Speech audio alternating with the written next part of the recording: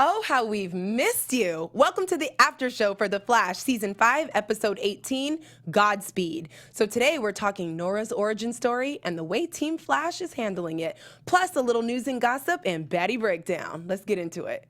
You're tuned in to AfterBuzz TV, the ESPN of TV talk.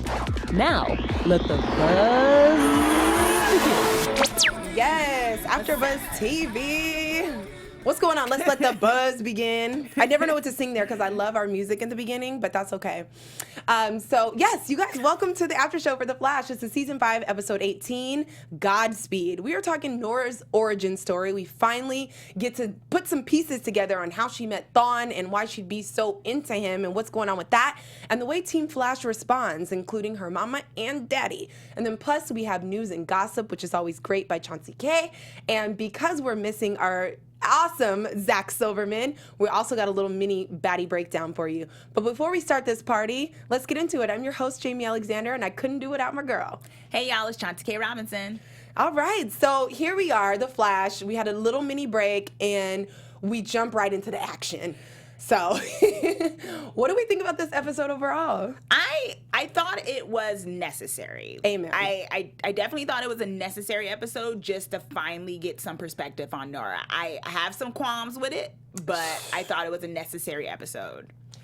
Definitely the qualms. I totally understand because I'm so ready. There was so many things that I loved and that also irked me about this, which we always get, especially when we're talking about Nora. I thought the episode was really well crafted and it did really fill in a lot of blanks. Not all of the blanks, but enough. So we start with the scene opening up because we remember last time a few weeks ago when we were here, you know, Nora's exposed. And now the team is chatting the betrayal and things like that. And to me, what kind of threw me off, I think it's, as a parent, I could understand why they'd be upset with Sherlock. Yeah. But to send him out of the room and all that, I was just kind of like, I didn't like that. I was like, wait. And just like Sherlock was like, wait a minute. And this is the thing. If he had come to them saying, hey, I expect her or something, Iris, being as protective as she was probably not going to listen. And of course, because she wants to protect her daughter, she just like she did tell Sherlock, just some episodes ago, where she was like, you should, whatever you're doing, kind of stop it. Mm-hmm. Like, stop hounding my daughter. So it's like, so if Sherlock had come like, hey, I think she's up to something shady, would he have been believed? And like he said, he was like, I needed to get all the facts before I came to anyone about it. Rightly so. So I was a little annoyed that they sent him out the room. Yeah, it was very aggravating, and he's still very much Team Flash. He completely served the team by helping with that information. And yeah, he was very right to withhold it because he was like, yeah, this is what a good detective does. I don't make moves without the facts. Yeah. Once he had the facts, he shared. So everybody should be good. And he shared even though Nora wasn't about to not share. But he had finally got everything together. So it was like, look, I'm sorry, Nora, but, you know. So I don't know. I think they need to apologize to him next episode. Because I'm like, listen, he was totally in the right to. He's like, what are you supposed to do? Keep letting this go on? I really don't need, or even like you said, expose her too early and then what? Have everybody questioning him or telling him to back down or questioning Nora too early without even really knowing what was going on. But having that journal and being able to decode everything and getting to the bottom, high five, Sherlock, because you are very much needed and I wouldn't have sent you out the room. Exactly. Sherlock was like I really liked this character all season, to be honest. Yes. Just like he's been very necessary. And not in that way where it's like it's contrived necessary, like suddenly the other characters are inept, so he is made to do it, which is kind of like could be bad writing, but they actually fit him in where those other characters wouldn't have been able to do the things he was doing, to look at Nora the way he needed to look at her. Because they asked, you know, Joe was like, how long have you been suspecting her? And he was like, since I got here, pretty much, like since she showed up. Or since she showed up. And then they got mad at him. I was like, well, what was he supposed to do? You just discovered you found your daughter and you don't meet her and he's supposed to rain on your parade. And then you would have been mad at him then. So yeah, just like, you know, like you said, Iris was mad when she was like, whatever you're snooping around, like stop or don't bother or whatever the case. Like, so I like the way it unfolds, and hopefully we can see an apology. Yeah, next episode. The chat is a little bit divided. Thanks for joining us in the chat, y'all, on YouTube under the video. But yeah, some people are saying that it made no sense. Ivan said it made no sense that they told it. You know, he said that he was suspicious, and then the Mac is basically saying that Sherlock overstepped some boundaries. How so? How, when he's doing his job? Yeah, and also Nora was putting everyone at risk, so. For months. Yes. Yeah, so I'm sorry, but yeah, like, again, I feel like I've said this a couple of times when it comes to The Flash, like, I need to know what's going on. That makes me more comfortable. Yes. Can we all be in the know? Yeah. Thank you, Nora. Yeah, exactly, because this is not a game. Like, it's not like Thawne is just some guy. He's like, he murdered your grandma, girl. You don't care about your grandma? Come on. Like, what are we doing here? Yeah. So we have that, and we start the episode that way. So, you know, that's something that definitely bothered us. But then we go to 2049. And I really appreciated this because now we're seeing Nora pre Team Flash. And I appreciated this because it did give me a dual perspective on kind of like how she got involved with him. So let's talk about that. She's the CCSI. I'm sorry. CCPD. What? There you go. Yes. Yeah, she's CSI and a CCPD, Right. ABCD. Exactly. A lot of letters. Yeah, I mean, this was great. It was her origin story in a way. I mean, I think like as we were watching it together, I think we kind of just said this explains a lot, and not in the best light for Nora.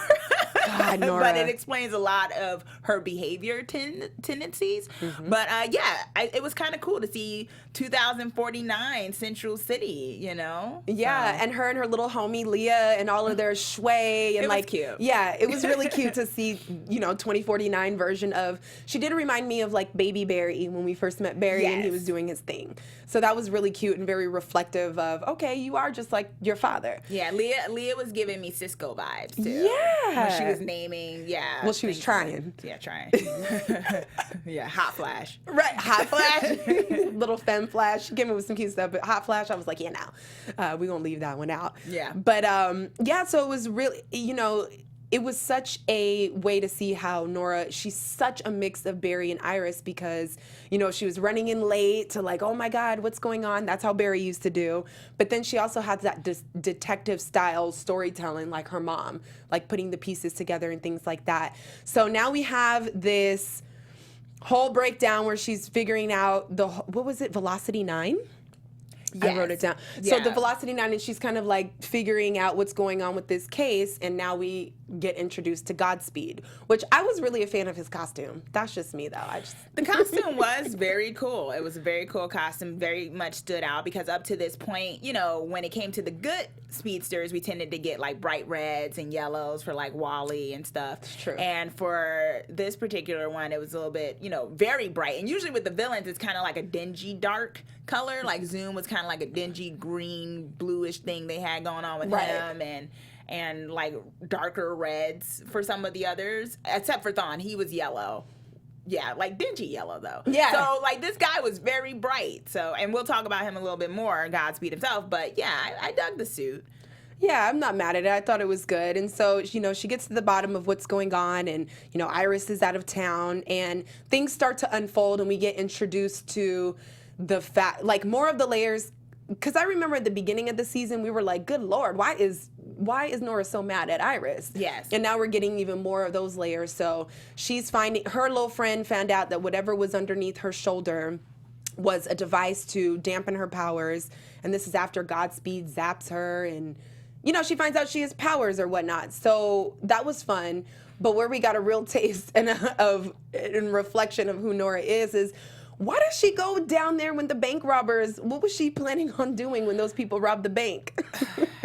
Yeah, I mean, I think once again, it just shows one of those things. I just wrote down, like, that's Nora. Right. Like, she doesn't have a mask on. She just basically rolls in there. I don't know what she figured she was going to do. And how was she just going to be like, hey, I'm coming out, everybody.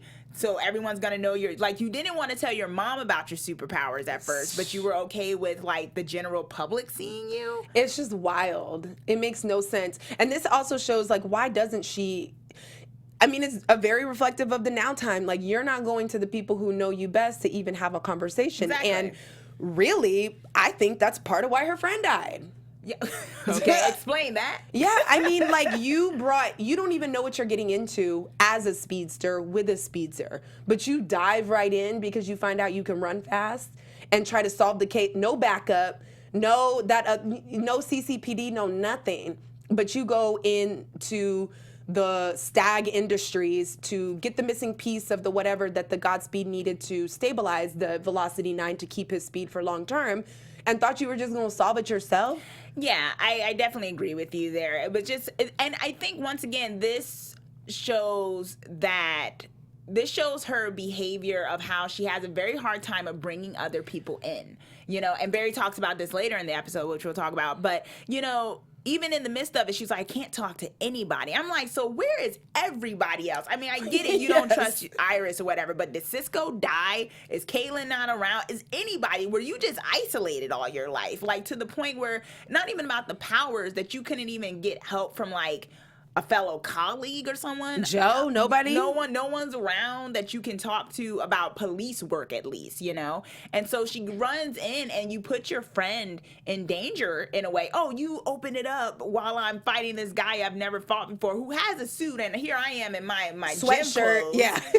And we'll figure this out. Oh my God, I'm Nora. So it's just like terrible. I mean, I love Jamie Kennedy. Like, she's great. She's done such amazing. a great portrayal of this character, to the point where I can feel this way about her and not feel, because she has done such a great job, like, creating this character. But she's so frustrating. She's so frustrating because what this proves, as we were talking about before, is that she has been immature even before this whole thing with because I know some people were saying, well, maybe it was just because seeing Barry, she kind of reverted back to the young girl mindset because she saw her daddy and all this other stuff. But it's like, we saw in this episode, she's always kind of been like that. This is who she is. Like, she's always been a bit Russian first, think later, and then get frazzled. Yeah, excess. She does do things in excess and moves very quickly. I don't know. It's crazy. It's pretty disappointing. But before we move into the motive of her revenge, which I understand, let's give the fans a little something to hear. That's you. Yes. Hey guys, before we move on to our next topic, we just wanted to say thank you for making us the ESPN of TV talk. For us to continue to grow, we could use your help. If you're on YouTube right now, hit that thumbs up button and subscribe. And if you're on iTunes, please give us a 5-star rating. But no matter where you are, leave us a comment so you can get involved in the conversation. Being a part of AfterBuzz TV has meant so much to all of us, and we truly appreciate you supporting us and doing what we love. Don't forget to tell your friends and keep enjoying our shows. Yes. Thank you guys so much for tuning in. And don't forget to stick around to the end, because we have some really juicy news and gossip and a little Betty breakdown on Godspeed. But let's talk about Nora's revenge. Now, this is somewhere where I could definitely sympathize with her and understand why she just feels so heated and maybe a little bit irrational. I'm not sure why Thawne was somebody who understands the speedster thing. I don't know why he was the very, very, very first person that she thought she should go to. Like, oh my God, this thing happened with a speedster. Nobody's going to know how to beat a speedster or what to do, but Thawne, let me go there. I mean, I understood the technicality of it because, and I mean, it's kind of, well, there's no speedsters around. That's what we hear when we first get there, because that's what her friend is telling her, that there's no speedsters. All the speedsters have disappeared, which gives us a lot more other questions, like where did they disappear to? So we know that Barry obviously wasn't the only one that disappears or falls off the face of the planet. Although this may connect with the whole Crisis on Earth comic book plot line that I don't want to get into too much, because of course you should be able to enjoy the show for what it is directly, not some thing that maybe not everyone knows about. But we know in this Earth there's no speedsters, so I can understand the technicality of it, that somehow Thawne was the last speedster left that she knew of, aside from, well, now herself, but also the, Godspeed guy. So it makes sense that she wanted to go to him, because it's like, well, you're the only person who knows how to do speed and, what that is. So I got that part. Right. And I think it's also talking about the fact that, well, we also know there was a lot of truths and stuff that were kind of erased from the Flash Museum. She didn't know anything about Thawne. I don't know who did that. Like, who decided just to erase everything that Thawne did? But we knew but Zoom's videos and stuff were there, but for whatever reason. And, Thawne pointed, you saw he like narrowed in on, he's like, oh, there's nothing about me except when I was arrested. What's going on here? Why is stuff missing? So I can understand why in her ignorance, and not of her own in this particular case, that she went to him, because she didn't know the depth of that. But of course, eventually when she found out, she kept going back, which is when the problem started. Exactly. But I can understand the initial. Right, and that's what I was thinking. I was like, well, as a CCPD, agent or whatever, why didn't she do her research? But that's right, there was nothing to research. Yeah. Except the fact that she knew who he was, and that was it. So that was a risk up front. So she goes in there and trying to figure out what to do. There's no record of Thon's arrest. Thank God there's a speed dampener all over the place, because the second he was like, oh, something nice to meet you or whatever, and he sticks that hand out, it just makes me nauseous, because it reminds me of when he did it to Cisco. Oh, yeah. So I'm like, I don't want to see no hands from Thon.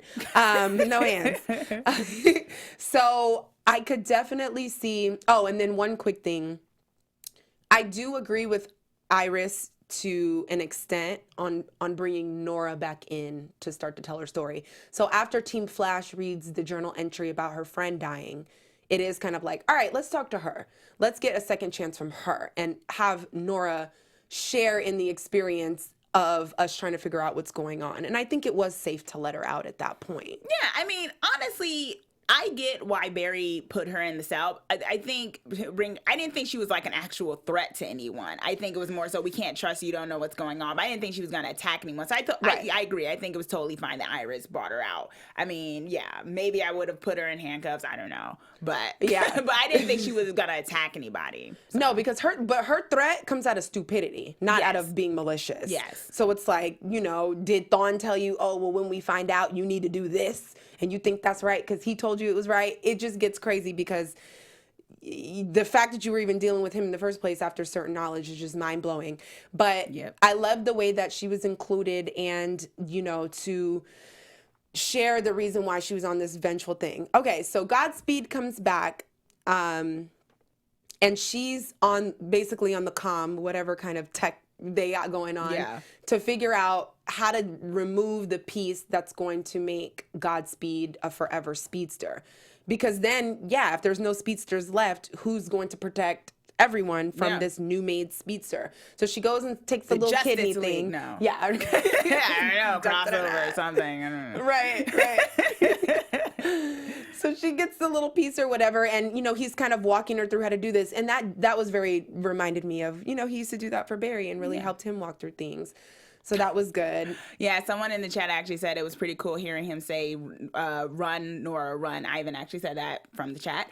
And it was interesting, the whole thing of talking to her. At one point, I was a little worried that there was going to be a continuity problem, because when he was talking her through, walking through the wall. I know what you're going to say. Mm-hmm. Right? I was like, wait a minute. Didn't Barry get her to phase for the first time? Like, just some episodes ago. On the plane. I was like, wait a minute, like, is this going to be, oh my God, am I going to have to point out a continuity error here? Am I going to have to be that geek? But it didn't happen, and it showed that she needed Barry to help her do that. So that was a nice kind of, as much of a mentor Thon was to her in some way, she still needed Barry. So that was fine. I absolutely loved that, because I was looking too, like, if she phases through this wall, I'm about to bust it down. I'm like, you know what? Episode 5, line 16. Right. When they was on the plane, they had said that, so so that was really good. And it would have been especially because it took Barry a while to learn to phase. I would have been really like freaked out if Nora was able to phase the second she got it would have been a very Mary Sue type thing, like suddenly she's so great at doing the speedster thing, but we saw up to that point that she's not, because like she was making a lot of mistakes and stuff like that. So shocking. Not shocking. In that moment where she kind of defeated Godspeed, she needed Thon. I don't think there was any other way that anybody else would have been able to give her the direction, especially step by step, that Thon was able to give. So no, I agree with you. I mean, I do think, I guess we talk about it a little bit in the predictions. I don't think Thon was helping her out of benevolence of his heart. I think he figured, you need me right now, so maybe you'll need me later or something. I'm not sure if his thing is totally on the up and up, because somehow he suddenly cared about her dying friend. Like, you killed her grandmother. Why do you give a darn about the fact that her friend got killed?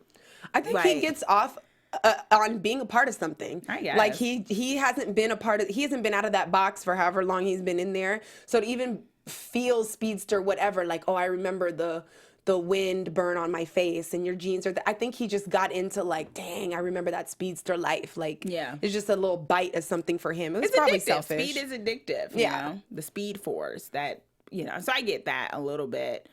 Yeah. I mean, yeah. And he's also being tortured too, which was weird. We got to talk about the justice system and prisoner rights in 2049 in Central City. Because I didn't understand that. First of all, why is there still a death row in 2049 at this point? Now, I'm not getting political or anything like that, but they've been like getting rid of that even now. So the idea that it's in 2049 that they're still, and why wait so long to kill him? Like, I don't know. I was like, what's going on? Why is he being tortured up to that point? And why is his final meal the doggone burgers? Well, he they don't gets got to no choose his steak. final meal, so maybe he chose that. Oh, I would have been looking maybe for want some fast food. Yeah. Okay, well, whatever works. Yeah, no, those are some holes and some really good questions that kind of left me like, Yeah, I was like, there's still the death row at this point? Yeah, I don't understand. And something else I don't understand is, while he's eating his last meal and we're going through all that, we still see this, what is it, an hour and 19 minutes on the clock? Yes. And we actually were talking about this where it was like, first of all, well, I guess Nora she kept going back within that hour for one, but now it's like at 10 minutes we see. But it's like, why is it suddenly going up? Like, why didn't she just come back each minute passing or something like that? I don't know. It was, I mean, time travel's wonky. Right. So I want to understand it just a little bit. Just because it will help me follow the story a little bit more. And I did like how that's the thing. I'm 1 foot in and 1 foot out on how this all unfolded because I really hate that she's connected to Thawne. But I also like how she was able to enter the room and get that message from Barry. I think it was just time. It was divine timing. It was just time for her to get the information. Yeah, I mean, I was a little, I got it. But it also, she put older Iris, who black don't crack because all she had was like silver gray hair. It's been like 50 years, but not 50, but like what? 30? What? How 30. Old is, wait, probably 30, right? Yeah, because she's like 30. 25 or something. Yeah. Okay. So I was like, wow, she looks great. Get it, girl. But she kind of like puts her in this back seat, and it's like I feel like I did wonder if Iris knew about that final message that Barry gave to send to Nora. Because, I got why Iris did what she did to Nora. Yes. Even though, like, she never, because it's time travel. Because in the future, clearly before Nora started time travel, she never gave Iris a chance to explain to her why she dampened her powers. Right. So she didn't find out until they had the talk later on and the whole thing with Barry. Right. But it was kind of like, I did kind of wonder if she knew that Barry sent Nora a last message and if she just chose to not let her hear it because she dampened her powers. Right. And that would have been a little messed up. Yeah. I was wondering the same thing because I don't know if I'm just missing any details, but does Iris even know anything about that room at all? I don't think I've ever seen her in that room. I think she probably put everything in there. Okay. Maybe. I think Iris didn't. Well, she told Nora everybody knows who everybody is because we don't know who's still around. Right. They were very vague on that. Yes. And I think they did that on purpose, probably because, trying to figure out where characters are going to be and they don't want to give too much away for the future of where people end up. But when she said everybody, you can pretty much assume that the Team Flash we know now or whoever configuration ends up being knew about Iris's choice after Barry disappears. So I think they put all that in storage. Yeah, possibly so. And then I know with that little machine woman that I forgot her name, the message was specifically for Nora. So I don't know if anybody could have came in and unlocked it, or maybe Iris didn't know because it wasn't for her. Maybe not. Know. Maybe she didn't know. But that was, really powerful acting as well. I really felt like, oh my God, like I was in the moment with her, how she just found out that her dad was the Flash and Barry, and that is an overwhelming moment. So if I think about being young, I think I probably would trip over a few hurdles too, just to get to my dad. Especially because, you're doing all this in the Flash Museum, you understand what's going on, then you randomly get powers, you fight with your mom, then you see that you're dead. Like, that's a lot. That's a lot. She went through a lot in that, 2 days? Yes. I can see that. She probably got overwhelmed. There was a lot going on. So, yeah. I mean, it could be overwhelming. Once again, I just think I mean, you have your mother there all this time, and yeah, she's overbearing and stuff, but that was another thing. Like, this whole thing of her being so mad at Iris, we also saw that she stayed kind of keeping Iris at arm's length just because of the fact that, yes, Iris was somewhat of an overbearing mother. Right. You know, because of, you know, what Nora thought of being like metas and stuff, but still, it was like, you know, she was a little, you know, despite even before knowing about the dampening power, she was kind of dismissive to her mom then too, which was a little messed up in my opinion. So they've always kind of had this dysfunctional thing, even before this dampening thing. That's true. Because her and Leah were talking about it, like, my mom with her aggro pants. Like, I think Aggie to me is like, you're just always on it. Like, you're aggravating me. Like, so that's what I got. And you know, kids always talk smack about their parents together. So then we come to this kind of like final moment. Now we're back at Team Flash. We figure out everything that's going on, and Barry needs a moment with Nora. Yes. I actually thought that moment he was gonna they were gonna have a heart to heart. Me too, because we know Barry. For a loop. I thought it was gonna be some crying. He'd say, "Don't ever lie again," but we love you. Da da da da. And it was like, yo, you got to get out. I'm not mad at that. What do you think about that? Because he really did ask the important questions, like, why did you continue to go there after you knew what he did and you had other options? Those were two very valid questions.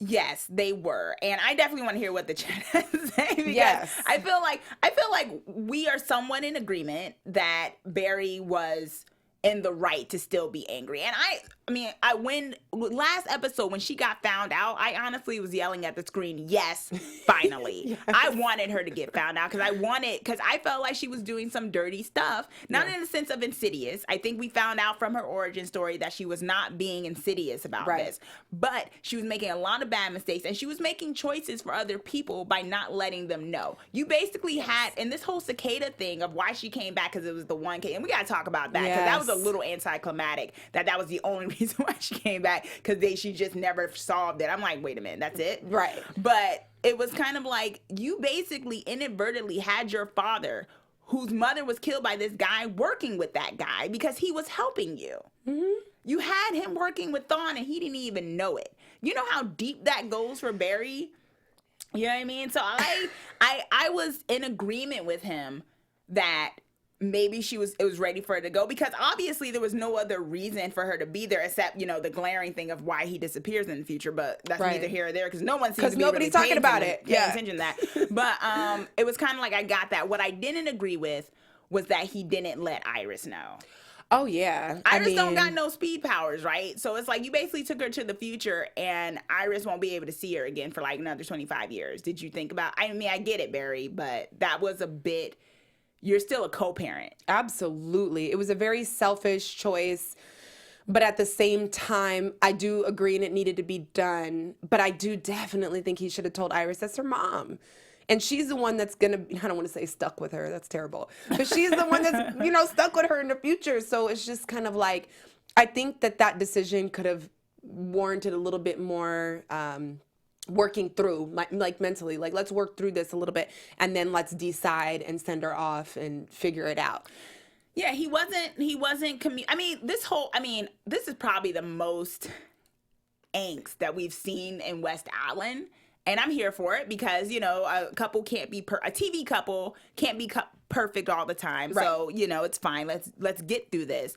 But it was they were at each other's, not throats, but he yelled at Iris a couple of times in this episode. And she was very calm because she understood, but she was also defiant. I'm going to go get my baby. Yeah. Mm-hmm. And so I got it. And I think this is going to be a point of contention for them, probably leading to the next episode as well, because, you just don't, she was already trying to make a list for things for her and Nora to do because she figured, Nora's going to leave soon, so I need to spend some time with her. And then she doesn't have powers to go to the future on her own. Yep. So you basically overruled her as the Flash with the Speed Force, and little old human Iris can't go see her daughter, which is not cool, I didn't think. No, I don't think it's cool at all. The only little piece of okayness I can find in there is, when you're a leader and when you're a world saver and all this, you got to make decisions.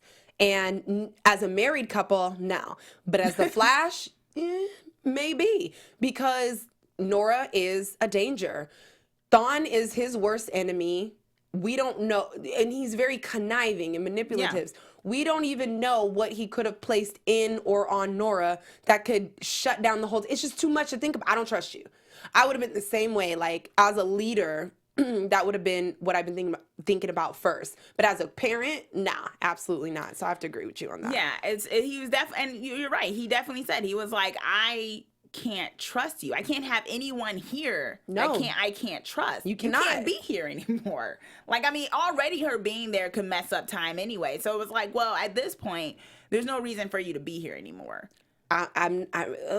Gosh, that's so 1 foot in, 1 foot out. I'm not mad, but he really should have checked with Iris. Although, yeah. Also, I don't know. I guess he was so angry, but it was like, you also aren't there for her whole life growing up too, and you just kind of bounced. You know, it was just kind of like peace out. Dad. Like, yeah. If he straight up said, he's like, I will feel it if you are coming back. Bye. I was like, wow, you do know you're not there when she's like growing up. Like, you might never see her again. You can at least give her a hug.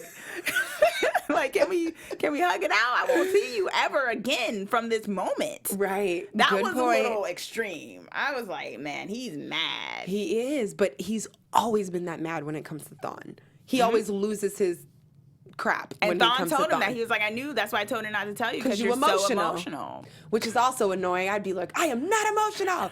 As I yell at you. I'd be like, you killed my mom. Yeah. How am I supposed to feel? When I was a child. Come on. So he does have that little face-to-face real quick with Thawne. 10 minutes left on the clock, whatever that means. And yeah, so that's that. That's really the episode. Before we move on to news and gossip, the baddie breakdown, and some predictions, let's briefly run by this cicada thing, because I'm going to tell you now, I don't really understand. She said she was coming back for the cicada.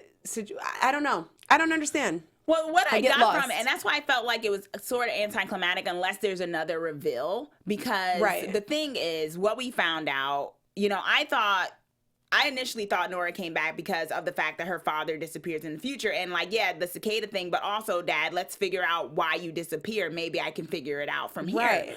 But it would seem when she was explaining things that she was just like, well, I really wanted to see you. I just feel like something's missing. She went from getting that note from her father to suddenly traveling in the future, like, oh, I got this message, so now I want to see you, Dad. But it was like she went to the wedding, and then she like changed the thing about the satellite. So it was just kind of like, so you did all that just to see him?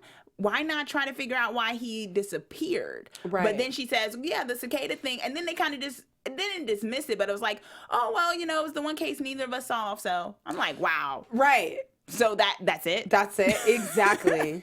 Well, hopefully we get some more of that, and we'll talk about it in predictions. But for now, let's get a little news and gossip. AfterBuzz TV News. Well, it would seem, this episode, particularly Godspeed, was actually directed by Danielle Panabaker, our very own Killer Frost. Ooh. So this was her directorial debut. And in an interview with Entertainment Weekly, Danielle explained that it was an honor. She was so grateful. It was an incredible script to work with, and she wanted to do Nora's origin story justice. And I thought it was pretty good, you know. Like, the look of it was good. So great job, Danielle. Also, though, as you may have been hearing around the interwebs, that there's some gossip that Danielle might be leaving The Flash, right? Along with some other people. Well, it would seem that maybe in a recent interview with Entertainment Tonight that Danielle basically put that to rest. Not directly, but when asked about Caitlyn's romantic life, she said, I don't know. I feel like the relationship she's been focused on this year is her relationship with Killer Frost. So that's sort of the relationship with herself. But there may be something next season. We'll have to see. So if she's saying that there may be something next season, that's pretty much a good indicator that she thinks she's going to be here next season. So those of you who are worried or anticipating, whatever way, of Danielle leaving, it doesn't seem like she's doing so. So that's great. We'll still have Killer Frost around and things of that nature. So that kind of thwarts that gossip. And then in some fun news, two Flashes meet and slay. Ezra Miller and Kenan Lonsdale, our very own Wally West, showcased camp style for Vogue ahead of the upcoming Met Gala that has the same theme of camp. So basically, we had our DC movieverse, The Flash, Barry Allen, Ezra Miller, and our DC TV universe, Kid Flash, Wally West, doing a photo shoot together, and with some awesome campy, very campy pictures. And basically, Miller and Lonsdale sport heels and gowns for the look defined by Susan Sontag's 1964 essay, Notes on Camp, where she defines the style as love of the unnatural. And so, yeah, you could see the full article and more of those awesome photos on Vogue. So yeah, it was he's doing his thing while he's not. We miss him on The Flash, but he might be having an upcoming album coming out and things of that nature, and he's, you know, serving face and voguing away. I thought it was very cool. Two worlds collide. I love it. It's very interesting. Thank you for sharing that, because yeah, I had no idea. He's such an artist. He is. Love it. And that's news and gossip. I love it. Great. And I know you have a little bit, so we could dive in. Sorry you're not here, Zach, but we still do have a little mini baddie breakdown. Yes, Zach, we will carry on your legacy with the baddie breakdown section of Godspeed. Now, many people had been asking for Godspeed, which was interesting to me, I'll tell you, because Godspeed is actually a very relatively new character. He actually came about, he first appeared in 2016. So he's like a baby villain, if you think about the long history of the Flash. He came out in the Flash Rebirth issue 1, and he is a speedster in the comic books, but also in the comics, he has the ability to separate speedsters from their connection to the Speed Force, which can potentially kill speedsters. So he's really deadly in the comic books, which kind of made it a little anticlimactic tonight. Right. So I don't know what's going on with that. But in his origin story in the comic books, he is very much named August Hart. So that was very similar. And he's actually friends with Barry in the comic books. And then his brother gets murdered. And then because of the lightning that strikes Barry when he first gets his powers, the evidence to convict the guy that killed his brother is lost. And then he gets powers through a Speed Force storm. And him and Barry actually come together for a bit. And Godspeed actually works with Barry for a bit to get justice, but then Godspeed decides that he wants to be judge, jury, and executioner, and pretty much decides that he kind of becomes a villain in the sense that he wants to decide who gets to live and who gets to die. He beat like the devil. Yes. So that's his story in the comics, which we saw a very different thing today. So I don't know what's going to go on with that, because he did not have that major power just yet. In fact, he was very much more like Zoom in this one. So very what much happens? Well, I don't know, but maybe this is a great time to get into those predictions. And now, your AfterBuzz TV predictions. Yeah. So just side note really quick before I forget, maybe Godspeed, maybe we'll get more with that. Maybe he's not dead. Maybe Nora didn't do anything. Maybe he'll come back. I don't know, because the timeline and everything is so messed up. Maybe we'll get more of Godspeed in the light that he's shown and portrayed in the comics. Well, I hope so, because he was kind of anticlimactic in this episode. I mean, I love this suit. I love the suit. The suit was great. But then it was like, so he's just basically Zoom and white because he needs the speed. So when does he get this the other power to separate from? And it was kind of interesting that they made it so that he's in the future. So we won't be seeing him in present time. So how does that work exactly? Yeah. Does he then become Nora's arch villain, just like, you know, Barry had, you know, Thawne? Maybe this is Nora's person. I don't know, which would be a switch. That's a good one. Yeah. I mean, in terms of predictions, though, I think Iris is going to be very mad next episode. And I think someone's going to be sleeping on the couch for a minute when it comes to that. But I do think, well, this isn't the last we see of Nora. But I